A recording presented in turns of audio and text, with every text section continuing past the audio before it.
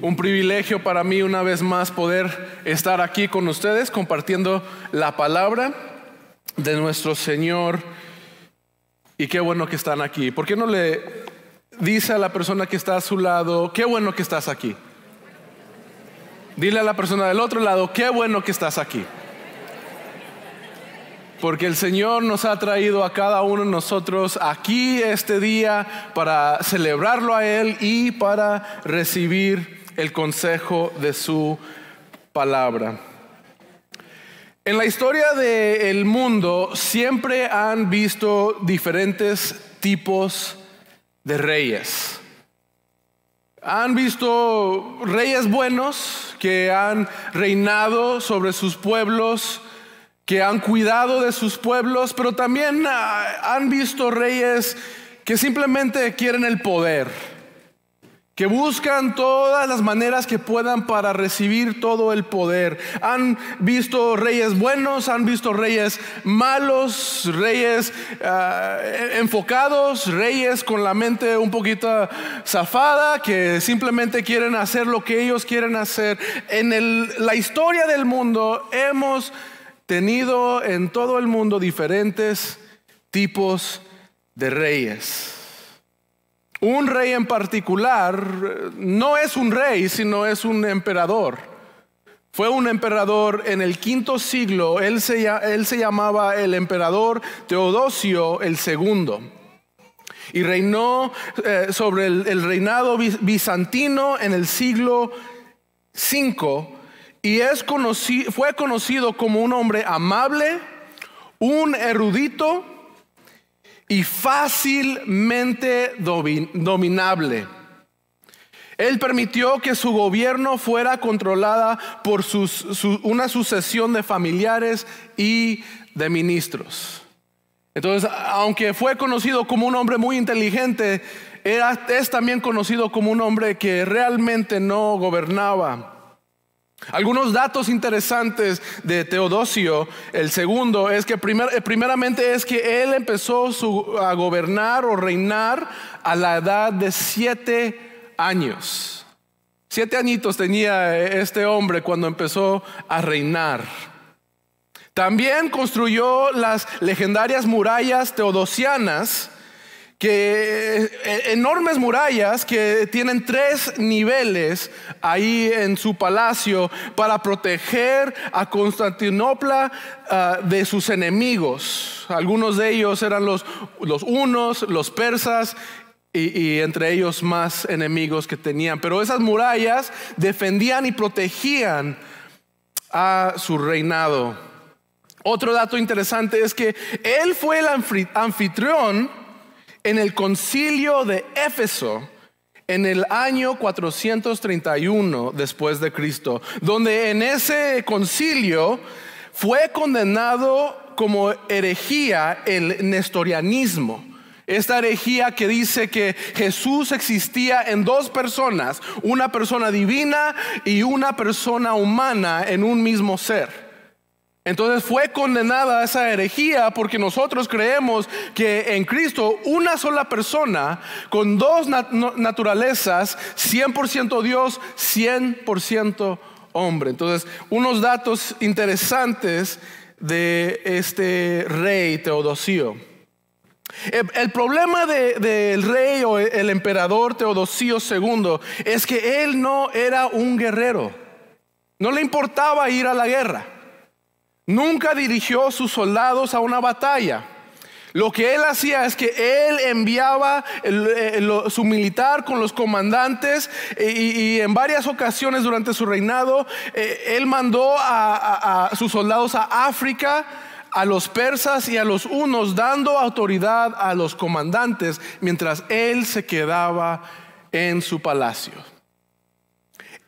Él prefirió estar en su palacio a solas, estudiando. No lo culpo, es algo que a mí me gusta también hacer. Cierro la puerta de mi oficina y me pongo a leer y que nadie me estorbe. Hasta a veces pongo mi teléfono en el Do Not Disturb para que nadie me moleste mientras estoy estudiando. Pero esa es la vida que él vivía también.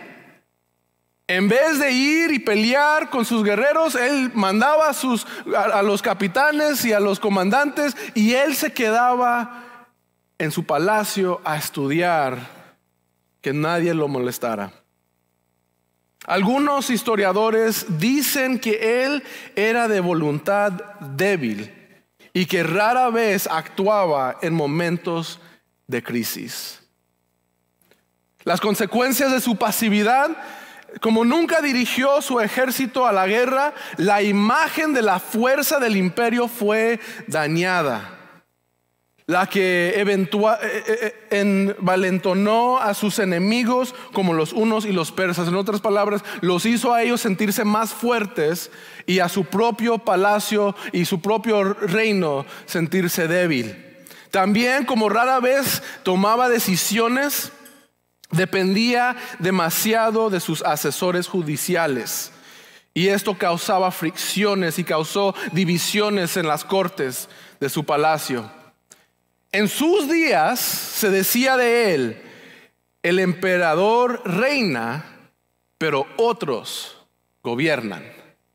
Era una persona muy tímida, era una persona débil en hacer decisiones, y se mantenía a todo tiempo a solas estudiando. Su preferencia de estar cómodo a solas en sus estudios, dependiendo de sus asesores y comandantes, en vez de gobernar, lo hizo pasivo. Él prefirió estar en la comodidad de su palacio que estar tomando su autoridad como emperador del reino. La comodidad de la vida es algo que todos anhelamos. ¿Quién aquí no quiere vivir una vida cómoda? ¿Quién aquí no quiere no tener que lidiar con problemas? ¿Quién aquí quiere llevársela fácil? A veces hasta ni deseos de trabajar tenemos porque queremos relajarnos, queremos vivir vidas muy cómodas. Es más, nuestra sociedad nos la hace fácil. Si necesito ir al mandado, pero no tengo ganas de bajarme de mi auto para ir adentro y pasar una hora en agarrar el mandado, la comida que necesito para la semana, simplemente agarro mi teléfono, busco la aplicación de la tienda que quiero comprar y empiezo ahí a seleccionar el producto que necesito, y en un par de horas voy, ni me tengo que salir de mi carro, les pongo ahí que ya llegué, les pongo el número de donde estoy estacionado, y en unos minutos viene alguien y me trae lo que he comprado. Y hasta a veces me lo ponen en la cajuela sin que yo me tenga que salir ni abrir la ventana. Si quiero ir a la Michoacana, he escuchado que también la Michoacana ahora está en proceso de también incluir esto. O si no quiero cocinar, puedo ir al Chick-fil-A que está a la esquina de mi casa, me meto en la línea y ordeno y simplemente esperar a llegar a la ventana para recoger mi comida. Es más, si no quiero cocinar y no quiero salir, tengo también la aplicación para pedir comida y me la traen. Y si no quiero saludar a nadie, les pongo allí que simplemente me la dejen ahí en la puerta y le toman foto, y cuando me llega la foto voy, abro la puerta, no hay nadie ahí, pero ahí está mi comida lista para comer. ¿Cómo la ven? Nuestra sociedad nos la pone fácil. ¿Quieres vivir cómodo? Ahí está. No tienes ni que salir de tu casa, no tienes ni que salir de tu auto. Todo está fácil. Es preferible no tener que lidiar con momentos difíciles o poder descansar sin preocupaciones. No me vean como que a ustedes no les gusta la comodidad. A mí me encanta. Preferimos vivir vidas cómodas, especialmente cuando estamos pasando por un momento difícil y ya miramos que se va terminando, y luego entramos a otro momento difícil y luego a otro momento difícil, y llegamos a decir: Señor, bueno, ¿y dónde estás? ¿No estás en control de todo eso? ¿Qué pasó? Dame por lo menos un mes donde mis hijos no se enfermen. Porque si tienen hijos chiquitos, uno se enferma a la semana el siguiente, a la semana el otro, y luego la mamá se enferma, y luego el esposo, el papá se enferma. Dame por lo menos un mes donde todos estemos bien. Todos queremos la comodidad. Todos deseamos una vida cómoda. Pero saben, a veces la búsqueda de la comodidad nos puede llevar a ser pasivos. Así como el emperador Teodosio II, quien prefirió la comodidad de su palacio y sus libros en vez de ir a la guerra, muchas veces nosotros también deseamos vivir vidas cómodas. Y también deseamos vivir vidas cristianas cómodas. Que decimos, bueno, sí, acepto al Señor Jesús como mi Salvador, pero hasta allí llega nuestra relación con Dios. No abrimos nuestras Biblias en la semana, nos esperamos al domingo para venir y escuchar la palabra, y eso es suficiente para sustentarme espiritualmente durante la semana. No oramos porque, ¿para qué me voy a poner ahí a hablar con nadie que está enfrente de mí? Y no queremos hacer lo que es nuestra responsabilidad espiritual, y empezamos a vivir vidas muy, muy cómodas. Y mientras vamos viviendo vidas cómodas, entramos a una pasividad espiritual. Y hay peligro cuando entramos a una vida pasiva espiritualmente hablando. El día de hoy vamos a terminar la serie, solo 2 partes, que la comenzamos la semana pasada, titulada Cuando los reyes no van a la guerra. Y a lo que nos referimos cuando hablamos de cuando los reyes no van a la guerra, estamos hablando de pasividad en la vida. Vimos la semana pasada que primero con el rey Saúl, que cuando salía Goliat a burlarse de los israelitas, el rey Saúl no fue a pelear contra él. Era muy pasivo el rey Saúl. El día de hoy vamos a mirar a otro rey. Vamos a mirar cómo este rey se dejó llevar por el éxito de su reinado. O sea, en el momento más alto de su reinado se puso muy cómodo y se conformó con lo que tenía. Y en un momento de relajación llegó a ser pasivo él también. Y al ser pasivo, le fue infiel a Dios. Si les hago la pregunta, ¿cuántos aquí quieren serle infiel a Dios? Me imagino que nadie va a levantar su mano. Creo que si les hago la pregunta, ¿cuántos aquí quieren ser fiel a Dios? Todos levantaríamos las manos, ¿a poco no? A ver, ¿cuántos aquí le quieren ser infiel a Dios? ¿Ya ves? No vi ninguna mano. ¿Cuántos aquí quieren serle fiel a Dios? Hasta las 2 manos, algunos la levantamos. Le queremos ser fiel a Dios. Pero vamos a mirar cómo la vida de este rey lo llevó a ser infiel en un momento de pasividad porque buscaba la comodidad en su vida. Y en esta historia vamos a mirar qué es lo que nosotros debemos de hacer, o mejor dicho, quizás no hacer, para serle fiel a Dios. ¿Qué debemos hacer para serle fiel a Dios? Vamos a estar en 2 de Samuel capítulo 11 y vamos a estar mirando la vida del rey David. Aquí en 2 de Samuel. Lo interesante que quiero que noten es que en la historia que vimos la semana pasada, el que fue el héroe de esa historia, David, ahora es el malo en esta historia. Y 2 de Samuel capítulo 11 vamos a mirar qué es lo que debemos de hacer para serle fieles a Dios. La semana les dije que un aspecto de los libros de Primera y Segunda de Samuel es que un aspecto del propósito de estos libros era para mostrar la comparación entre Saúl y entre David. Como Saúl era el hombre escogido por el pueblo, un hombre conforme el corazón del pueblo, mientras David era el rey escogido por Dios, un hombre conforme el corazón de Dios. Ese es un aspecto del propósito, pero el propósito en general de estos dos libros, miramos cómo debemos nosotros vivir una vida fiel a Dios, porque Dios es el que reina sobre todo. Y el propósito de por qué estos dos libros fueron escritos era para que el pueblo que lo iba a leer se dieran cuenta cómo ellos debían de ser fieles a Dios, porque Él era un Dios fiel que reinaba sobre todo. Entonces el día de hoy vamos a mirar qué es lo que nosotros debemos de hacer, qué debemos de hacer para ser fieles a Dios. Y lo vamos a estar viendo de 2 de Samuel capítulo 11. Y la primera cosa que vamos a mirar es que para serle fiel a Dios debemos someter nuestras pasiones a Él. Para serle fiel a Dios debemos de someter nuestras pasiones a Él. Someterle a Dios nuestras pasiones para serle fiel a Él.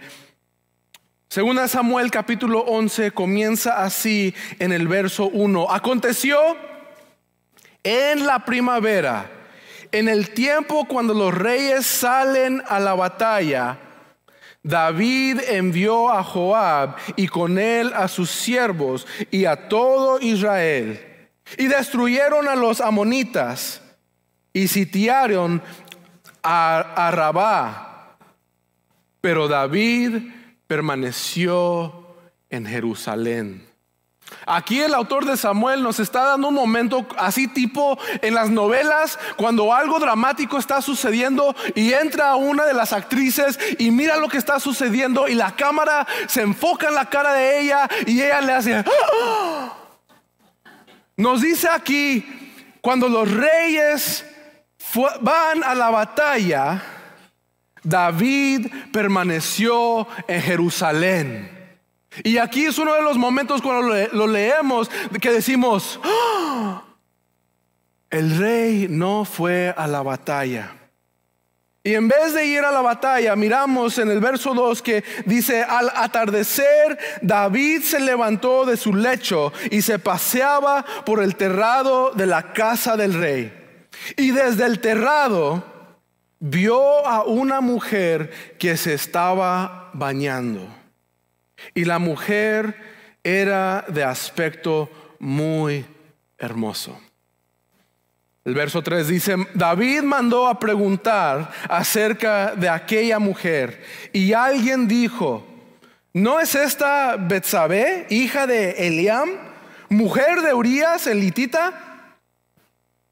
David envió mensajeros y la tomaron, y cuando ella vino a él, él durmió con ella. Después que ella se purificó de su inmundicia, regresó a su casa. Y Betsabé concibió y envió aviso a David diciendo: estoy encinta.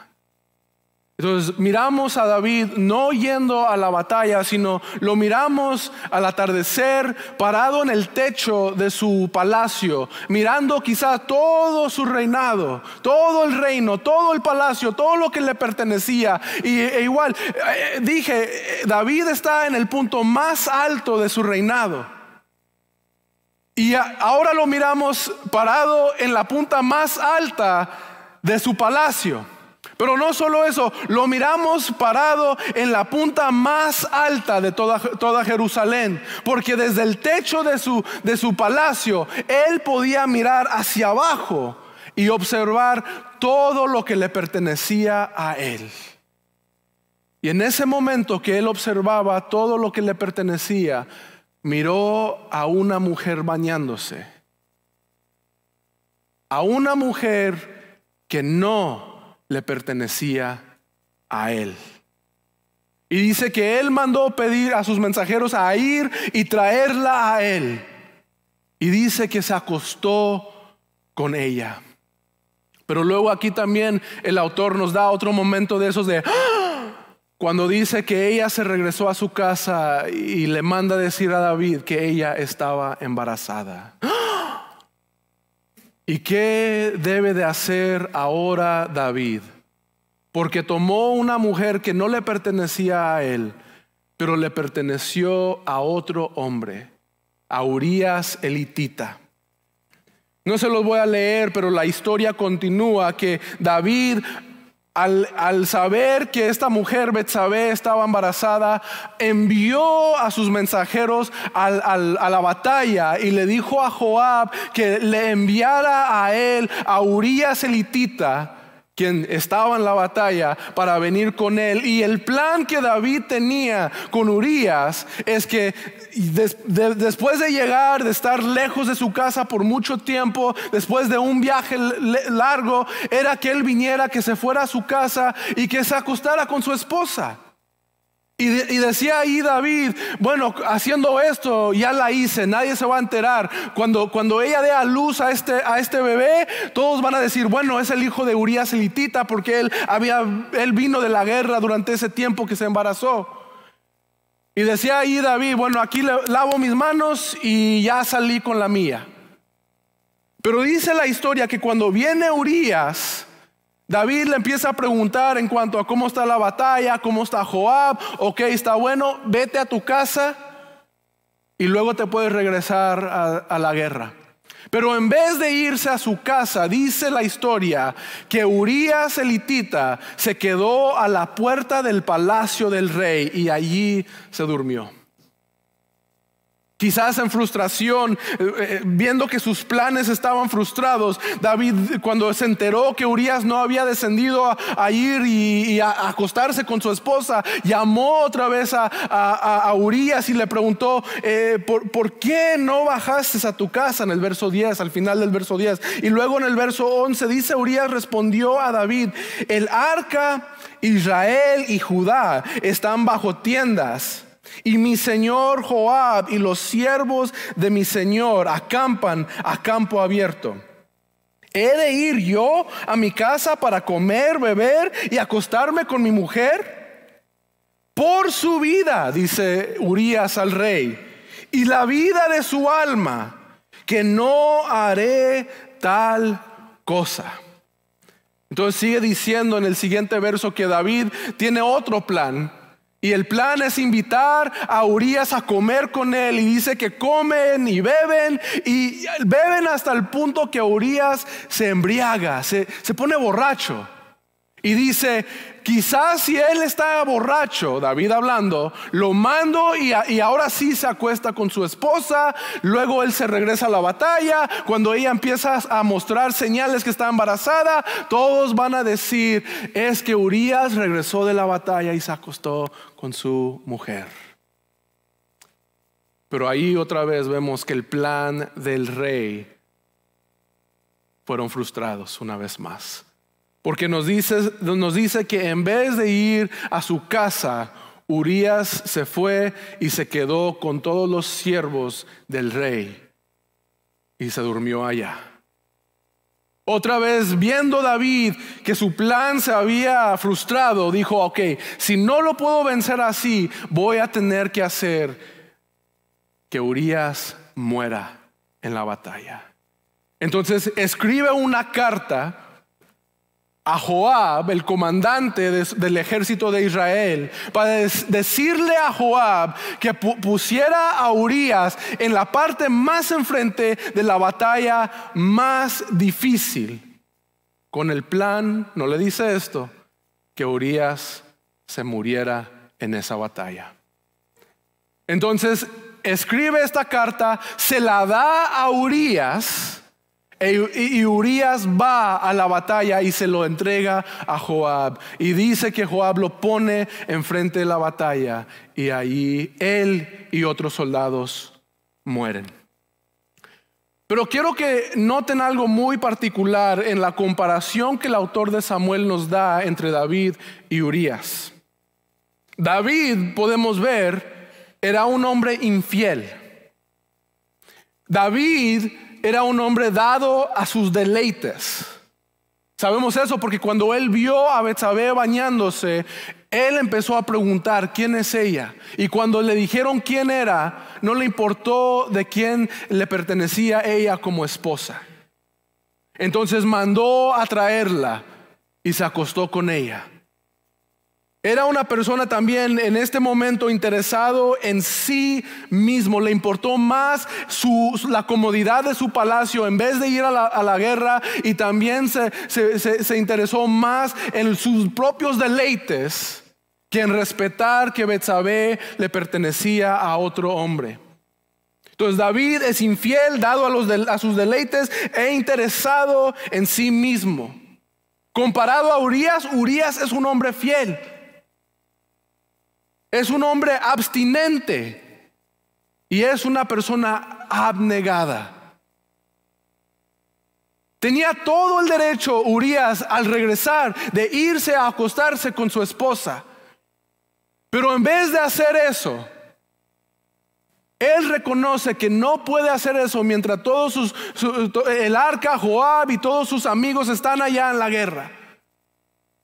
Y no se da a sus deleites. Vemos también que David está en su casa mientras Urías prefiere estar allá en la batalla. Está David involucrado en placeres ilícitos, acostándose con la mujer de otro hombre, mientras Urías tenía su mente en la guerra. Miramos también que David es un rey manipulador. Como no podía manipular la situación con Urías, prefirió ponerlo a él en una situación donde él iba a perder su vida, para que luego David pudiera tomar a Betsabé como su esposa y nadie se iba a enterar de lo que acaba de suceder hasta este punto en la historia. Mas miramos que Urías es un soldado fiel y leal. Rechazó los placeres del descanso y relajación de su hogar mientras sus compatriotas y el arca estaban bajo tiendas en la batalla. Miramos algo muy particular en que cuando nos dice que David vio a esta mujer, él no estaba emborrachado, él estaba sobrio y aún ahí fue infiel. Mientras con Urías, ni sobrio ni borracho, iba a ser infiel al rey y a los soldados que estaban en la batalla. David fue infiel mientras estaba sobrio e intoxicado. Urías fue más fiel. Otra cosa muy particular es que David era israelita. Urías no. ¿Cómo lo describe? Urías elitita. No lo describe como Urías el israelita. Él no era del pueblo de Israel, era de un pueblo vecino de Israel. Pero él, al acercarse con David y formar una relación, una amistad con él antes de que David fuese rey, él se dedicó a servir a David y al pueblo de Israel. David es el rey judío. Urías es el rey, es el guerrero hitita. Pero algo más particular es que no en comparación con Urías, es que cuando vemos la descripción de Betsabé, cuando manda y preguntar quién es ella, le dice, ¿no es esta Betsabé hija de Eliam? Luego dice que es mujer de Urías el hitita. Eliam y Urías eran de los hombres, de los valientes de David. Si leemos en el capítulo 23 de Segunda de Samuel, ahí nos da una lista de quiénes eran los hombres, los valientes de David. Y entre ellos están Eliam y también Urías. ¿Quieres hablar de hombres fieles a David? Urías es uno de ellos. Mientras David, sabiendo eso, no le importó y decidió acostarse con la mujer de Urías. La dedicación y fidelidad de Urías nos sirve a nosotros como ejemplo de cómo nosotros debemos serle fiel a Dios. en todo momento. Mientras en esta historia la vida de David nos sirve como ejemplo de qué es lo que no debemos de hacer. O es decir, si tú quieres serle infiel a Dios, imita lo que David está haciendo. Pero hace ratito les pedí que levantaran las manos y nadie aquí levantó la mano cuando le pregunté si quería serle infiel a Dios. Pero hay más que podemos mirar en la comparación. David, el libro de 2 de Samuel nos dice en el capítulo 3 y el capítulo 5 que David tenía muchas esposas y muchas concubinas. Él tenía un repleto de mujeres, pero mira a esta mujer y la desea a ella, mientras Urías solo tenía a una mujer, a Betsabé. Esto nos muestra algo muy interesante, que el deseo y en la lujuria y el pecado nos prometen que nos va a satisfacer, pero realmente no nos da esa satisfacción que nosotros pensamos que vamos a alcanzar. Y escúchenme ustedes que están solteros, jóvenes, que personas que no se han casado aún, que quizás están lidiando y batallando con la lujuria, mirando pornografía o coqueteando con cada mujer, o para las mujeres coqueteando con cada hombre, porque es un problema entre hombre y mujer también. Pensamos que al darnos a un pecado, solamente si lo hago una vez, con eso ya voy a tener y ya no voy a querer más. Pero la manera que el pecado funciona es que si le damos una pulgada, exige una milla. Si le damos el brazo, si le damos la mano, nos exige el brazo. El pecado nos pide más de lo que nosotros queremos darle. Alguien una vez dijo que el pecado te hace ir más lejos de lo que jamás imaginaste ir. Te hace pasar más tiempo en ese lugar, más de lo que pensaste pasar tiempo ahí, y te hace gastar más dinero en lo que jamás imaginaste que ibas a pagar ahí. El pecado comienza con una mirada, así como David, solo en ver a esta mujer empezó. Empieza con la mirada, la cual se convierte en un pensamiento. Cuando ese pensamiento permanece en nuestra mente por mucho tiempo, se convierte en una acción. Cuando nos damos a los deleites de nuestro cuerpo, a los deleites de nuestra naturaleza, llegamos a ser personas infieles. Cuando buscamos la comodidad en la vida, especialmente la comodidad en la vida espiritual, eso nos lleva a ser pasivos, los cuales nos lleva a ser infiel a Dios. Y cometemos pecados que jamás imaginábamos que íbamos a cometer.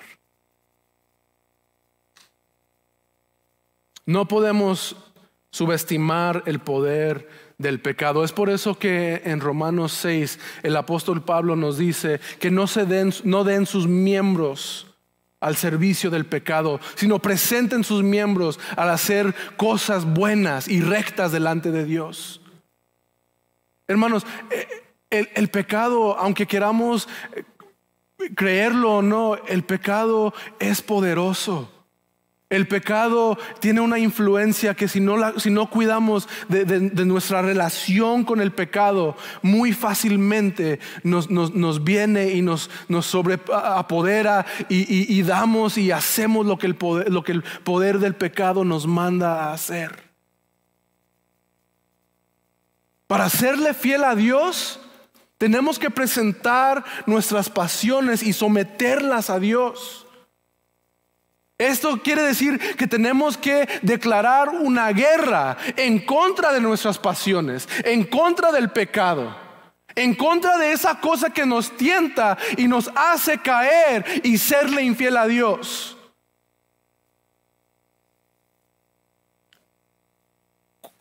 ¿Cuáles son los placeres y las pasiones que usted busca?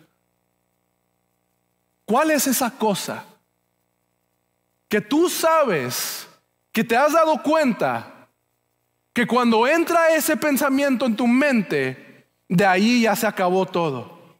Empiezas a coquetear con ese pensamiento y ese pensamiento se convierte en un deseo. Y ese deseo se convierte en una acción y esa acción se convierte en un hábito. Y cuando menos espera, tu carácter empieza a cambiar y tu destino va a un lugar que jamás imaginabas que deseabas ir. ¿Cuál es esa pasión? Usted sabe cuál es. Hay que declarar guerra. Hay que ser como Urías elitita, que mientras regresó para estar en la comodidad de su hogar con su esposa, en vez de ir allá con ella, tenía la batalla en su mente. Él era una persona activa, no pasiva, mientras David se convirtió en un hombre pasivo, no activo. Como les dije, el hombre que la semana pasada miramos que era el héroe de la historia, aquí se hace el villano, se hace el malo de la historia, porque se dejó ser pasivo y lo llevó a ser infiel. Para serle fiel a Dios debemos someter nuestras pasiones a Dios. ¿Cómo hacemos esto? Bueno, declaramos guerra contra estas pasiones. ¿Cómo hacemos eso? En teoría se oye muy bonito todo eso, ¿no? Pero ¿cómo lo hacemos? En primer lugar debemos de reconocer el pecado e identificar las cosas que causan que caigamos en el pecado cuando somos tentados. Identificarlo. Número 1, tenemos que identificar cuál es ese pecado y declarar guerra contra ese pecado. Número 2, buscar a una persona o personas, un grupo de personas, diría yo que es mejor, a quien les puedes rendir cuentas para ayudarte a vencer ese pecado. Entonces es identificar el pecado y luego buscar a alguien a quien le puedes rendir cuentas. Esto es declarar guerra contra el pecado y caminar en una vida espiritual. Pero cuando el rey no va a la guerra, se convierte en una persona pasiva y se da a sus pasiones. Cuando nosotros no declaramos guerra contra estas pasiones que nos llevan a ser infieles, nos hacemos pasivos y dejamos de serle fiel a Dios. Entonces, para serle fiel a Dios debemos someter nuestras pasiones a Él. Pero número 2, para serle fiel a Dios debemos someter nuestro poder a Él. Para serle fiel a Dios debemos someter nuestro poder a Él. Someter nuestro poder a Dios. ¿Qué significa esto de poder? Bueno, esto habla de autoridad, esto habla de influencia. Si usted tiene una posición en su trabajo como líder, como autoridad, como manejador, como supervisor, o aquí en la iglesia si tiene un puesto así de líder, o quizás aquí está sentado y me dice, bueno, Sammy, yo no tengo ningún oficio como líder, no tengo autoridad, no tengo voz. Bueno, ¿qué en su casa? Esposos como líderes de su hogar. Padres como líderes de sus hijos.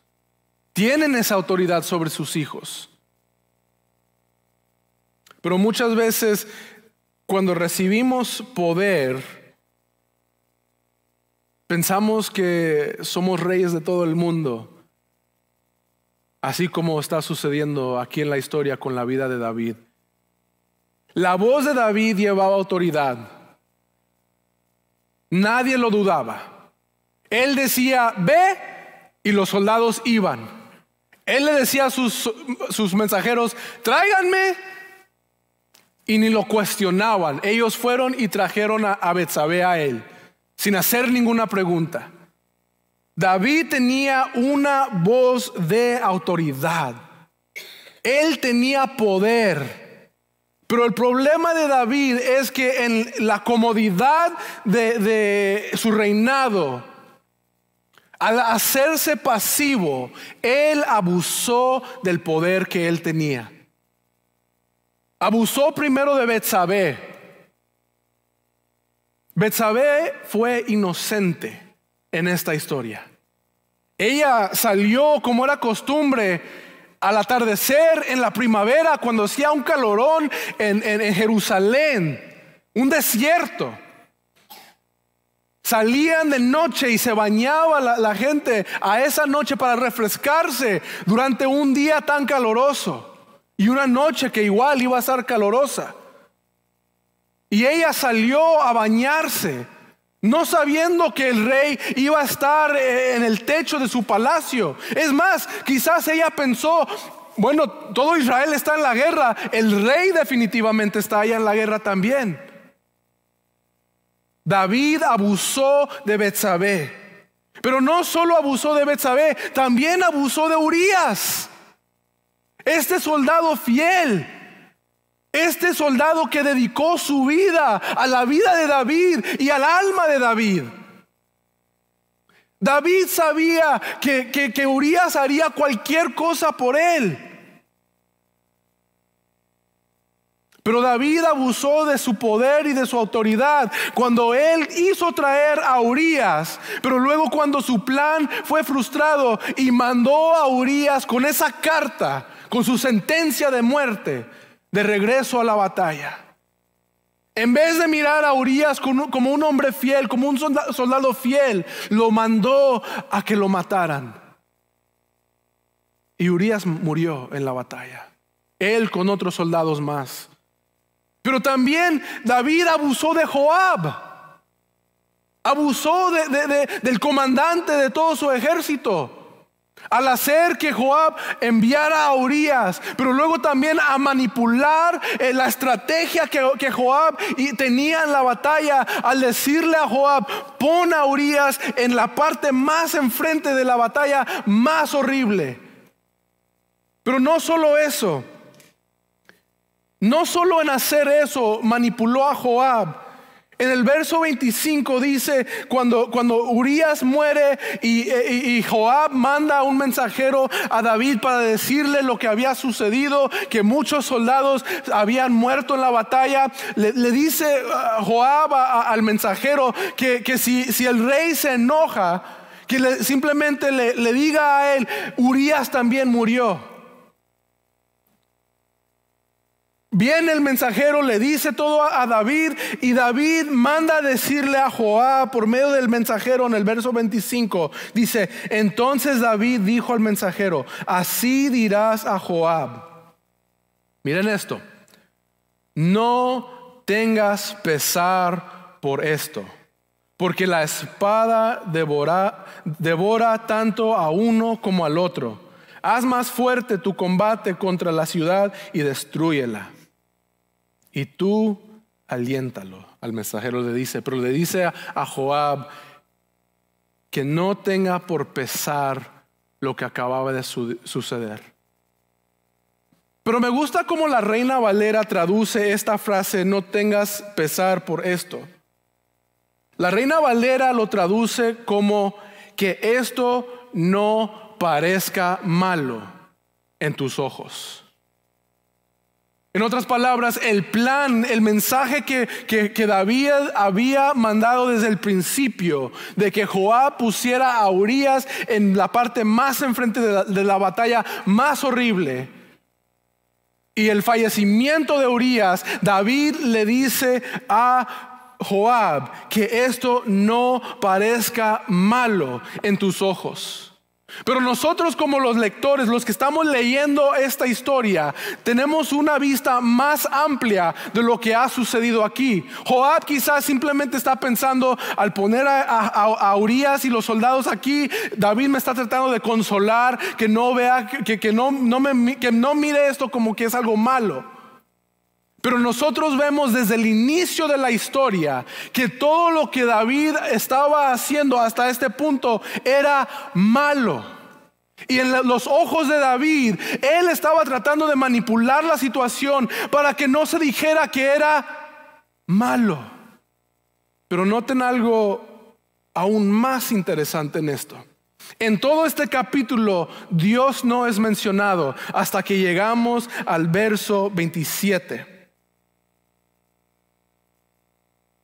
Dice, cuando pasó el luto, David mandó traerla a Betsabé a su casa para casarse con ella, y ella fue su mujer y dio a luz un hijo. Noten esto, pero lo que David había hecho fue malo a los ojos de Dios. David, en la posición más alta de su reinado, parado en la parte más alta de su palacio, mirando hacia abajo a todo su palacio, creo que algo sucedió en la vida y en la mente de David, que él se enalteció en sí mismo y llegó a ser una persona que pensaba que él podía decir qué era bueno y qué era malo por la autoridad que él había llegado a tener. Pero todo lo que vemos en esta historia, lo que David había hecho, era malo en los ojos de Dios. Aquí en el capítulo el autor nos ayuda a ver algo de cómo David empezó a mirar su autoridad como suprema en el uso de la palabra envió. Se usa varias veces en este capítulo. En el verso 1 dice, David envió a Joab y todo el ejército a la batalla. Pero luego cuando vio a Betsabé bañándose, dice que él mandó. Aquí lo traduce como mandar, pero en hebreo es la palabra shalach, que es la misma palabra que se usa en todo el capítulo 11 de 2 de Samuel, cuando David habla de que David está mandando. Entonces, aunque aquí lo traduce como mandó, realmente dice David envió a los mensajeros por Betsabé.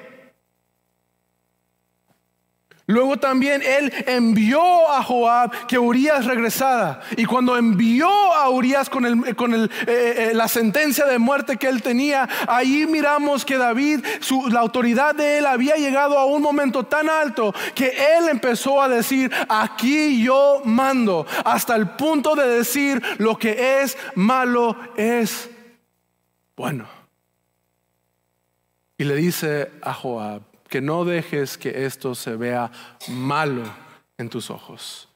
Pero para Dios, Dios es el que reina sobre todo. Dios es el que dice qué es bueno y qué es malo.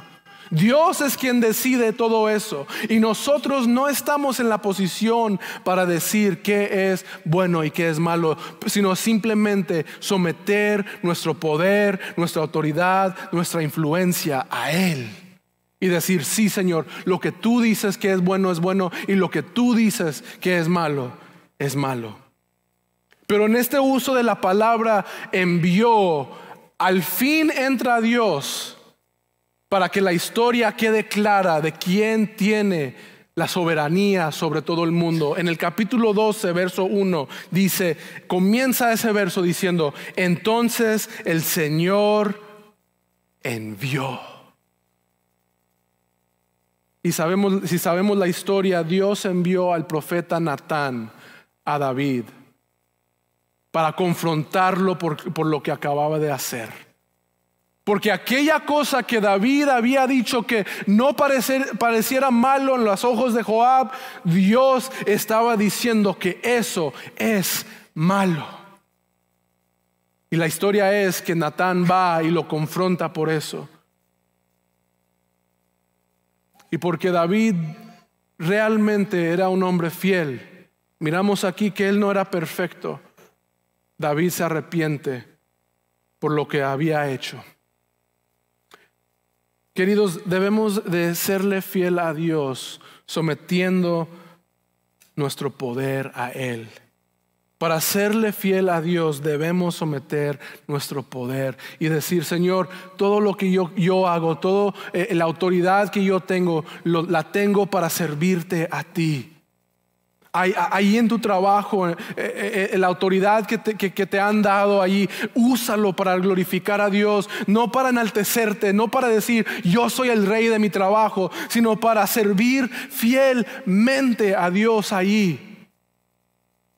En tu familia, esposos, amar a nuestras esposas. Yo soy casado, yo me incluyo en eso. El respetar y amar y servir a mi esposa es mi deber. Padres de hijos pequeños o grandes, ya adultos, discipular a nuestros hijos con amor. Y yo soy culpable de esto. A veces mis hijos me frustran y en vez de tratar de calmarme y respirar, lo que hago es gritar. Y después de hacer eso me siento tan mal de cómo traté a mis hijos y tengo que ir a ellos para pedirles perdón. Hermanos, Dios nos ha dado a nuestros hijos para discipularlos. Quizás tú creciste en un hogar donde tu padre se creía rey de la casa y te trataba tan mal, y por no queriendo, tú sigues ese patrón que tu padre te dejó. ¿Sabes qué, hermanos? Podemos quebrar esos patrones. Es someterle a Dios el poder que Él nos ha dado. ¿Quién le dio a David el reinado? Dios. ¿Quién le dio victoria sobre tantas guerras? Dios. David debió de haberse sometido toda su autoridad a Dios y servirle fiel a Él. Él se arrepintió por lo que había hecho en esta historia. Había consecuencias, se la dejo de tarea, ustedes lo pueden leer en su propio tiempo. En el capítulo 12 nos relata qué es lo que sucedió de allí. Pero ¿saben qué, hermanos? Queridos amigos, para nosotros la historia no termina hoy. Quizás tú estás aquí sentado pensando en cuántos errores has cometido. Estás pensando en los pecados que cada semana parece que se han hecho un hábito en tu vida y sientes que no puedes cambiar las cosas en tu vida. ¿Sabes qué? El Señor está aquí para decirte: arrepiéntete, sígueme, cambia tu manera de ser. Somete esas cosas, somete tus pasiones, busca una persona a quien le puedes rendir cuentas, identifica ese pecado y somete todo tu ser a mí y déjame que yo sea el que gobierne tu vida. Hay tiempo para arrepentirnos. Para serle fiel a Dios debemos de someter nuestras pasiones a Él, y también debemos de someter nuestro poder a Él. Hace años atrás trabajaba yo en un banco, y una vez por año en este banco iba un auditor a este banco para escudriñar todo lo que pasaba en ese banco, para asegurarse que estaba bien todo lo que estábamos haciendo en el banco. Y recuerdo que cuando eso sucedía, era un momento tan frustrante o de ansiedad, de nervios para el supervisor y realmente para todos, porque si alguien fallaba en algo, todos la llevábamos. Pero algo que siempre se me hacía interesante es que el auditor iba no para observar qué estábamos haciendo mal para cerrar el banco, sino lo hacía para hacernos a nosotros dar cuenta qué es lo que estábamos haciendo mal y para arreglar esas cosas, para hacerlas bien. Saben, cuando Dios nos confronta con nuestras pasiones, no es para decir hasta aquí llegamos, ya no me sigas, sino es para decirnos: cambia esta cosa, cambia esta cosa en tu vida, para que podamos serle fiel a Él. Para serle fiel a Dios debemos de someter nuestras pasiones a Dios, y también debemos de someter nuestro poder a Dios. Oren conmigo. Señor, te damos gracias que tu palabra nos confronta, Señor, con el propósito de que nosotros nos arrepentimos y podamos continuar siéndote fiel a ti. Padre, te pido que tú nos ayudes a identificar ese pecado o quizás pecados que cometemos y declarar guerra contra ella o ellas. Señor, nuestro deseo, tú has visto todas las manos que se han levantado y quizás si alguien no levantó sus manos, tú conoces nuestro corazón. Nosotros deseamos serte fiel. Ayúdanos a entregar y someter nuestras pasiones, nuestro poder, para hacerte fiel a ti. En Cristo Jesús y por tu Espíritu Santo. Amén. Se pueden poner de pie si usted está aquí. Si usted necesita oración, si usted está interesado en una relación con Dios, conmigo, acérquese con el pastor Carlos. Con gusto podemos platicar o orar por usted en esta mañana. Quedamos despedidos. Que la gracia del Señor Jesucristo, el amor de Dios y la comunión del Espíritu Santo sea con cada uno de ustedes. Que Dios me los bendiga.